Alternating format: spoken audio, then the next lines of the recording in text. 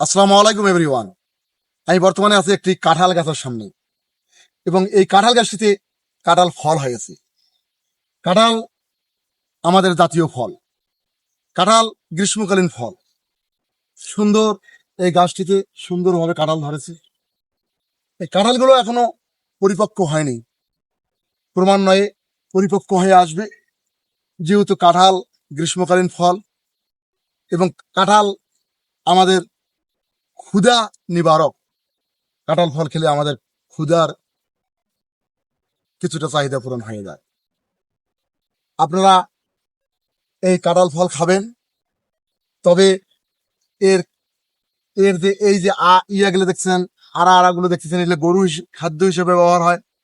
এর ভেতরে যে রোয়া থাকে, কাঁঠাল যেটা থাকে, যেটা আমরা খেয়ে থাকি, সেটা আপনারা খাবেন, আমরা খাবো। এবং এর বিচিটাও আমরা বিভিন্নভাবে খেতে পারি, ডাল, ভাজি, ভর্তা।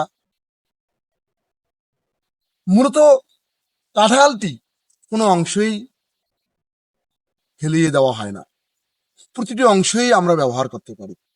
দর্শক, এই গ্রীষ্মকালীন ফল কাঁঠাল, তাই আপনারা কাঁঠাল ফল খাওয়ার চেষ্টা করবেন। ভালো থাকবেন, সুস্থ থাকবেন। আল্লাহ হাফেজ।